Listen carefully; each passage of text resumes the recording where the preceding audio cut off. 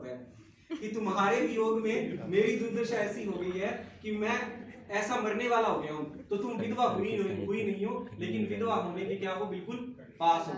तो ऐसा जब हम बार बार बोलते हैं कि हाँ भाई लड़कियों को मार दिया जाता है, जला दिया जाता है, तो कहीं ना कहीं ये आभास तो अवश्य होता है। तो क्यों ना हम एक और परिपाटी शुरू करें, हम कुछ और बोलें।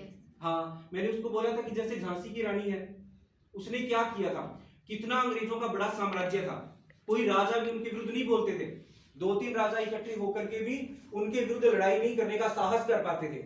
लेकिन जब उन्हीं अंग्रेजों ने एक छोटा सा राज्य था झांसी, जब उस पर हाथ डालने का प्रयास किया ना, तो क्या हुआ कि झांसी की रानी जो थी, जिसका पति जिसका नहीं था, पति भी जिसका नहीं था, जिसकी संतान भी नहीं थी, ये है ना एक कविता, उसमें आता है, निसंतान मरे राजा जी, रानी शोक समानी थी, खूब लड़ी मर्दानी वो तो झांसी वाली रानी। जिसकी कोई संतान भी नहीं थी, जिसका पति भी नहीं था, ऐसी स्त्री थी जिसके पास खोने के लिए कुछ भी नहीं था, उसको क्या कह दिया गया कि तुम अपने पुत्र को गोद नहीं लोगी, ये राज्य झांसी जो है वो हमारा होगा। एक जो अंग्रेज जो थे, जो सभी देशों पर अपना आधिपत्य जमा चुके थे, जिन्होंने सभी राजाओं को हरा दिया था, वही अंग्रेजों ने एक छोटे से साम्राज्य पर हाथ डाला, तो झांसी की रानी उसके लिए खड़ी हो गई थी। कुछ लाइनें बोलूंगा मैं, चंद लाइनें। गोरों की सत्ता के आगे, गोरों की सत्ता के आगे, जब थे वीरों के झुके भाल।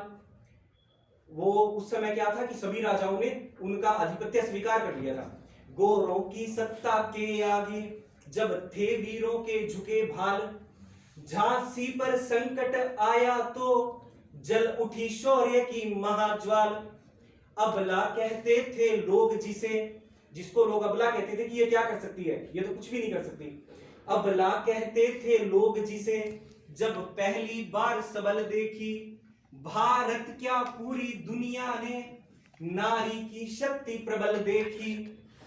लेकर कृपाण संकल्प किया, लेकर कृपाण संकल्प किया, निज धरा नहीं फटने दूंगी, मेरा सर चाहे कट जाए, अस्तित्व नहीं घटने दूंगी।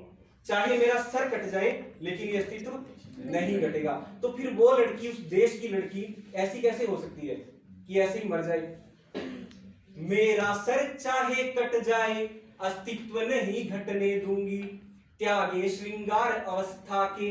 वो अवस्था क्या थी, 23 साल की अवस्था थी। उस उम्र में किसको शौक नहीं होता सजने संवरने का, सभी को शौक होता है कि हम सजे संवरे। वो तो 60 साल तक रहता है, लेकिन 23 साल की उम्र में तो होता है ना, जिसका नया नया विवाह हुआ था, तो उसको भी शौक था, अभी हाथों की मेहंदी भी नहीं उतरी थी, तो इतनी जल्दी किसको ऐसा होता है कि हाँ भाई मुझे कुछ सजना संवरना नहीं है।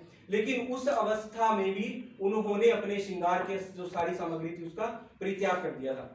त्यागे श्रृंगार अवस्था के, रण के आभूषण धार लिए, जिन हाथों में कंगन खन के, उन हाथों में हथियार लिए। जिन हाथों में कंगन खन के, उन हाथों में हथियार लिए। शिशु पृष्ठ भाग पर बांध लिया, शिशु पृष्ठ भाग पर बांध लिया, उस भारत की अंगनाई ने, बलिदान रहेगा सदा अमर, मर्दानी लक्ष्मी बाई का। मर्दानी लक्ष्मी बाई को हम क्यों याद करते हैं, इसीलिए याद करते हैं कि हाँ उन्होंने आजादी के लिए आजादी के लिए, स्त्री की आजादी के लिए, अपने हक के लिए उन्होंने आवाज उठाई थी। तो इसी प्रकार हमें अपने हक के लिए बोलना चाहिए।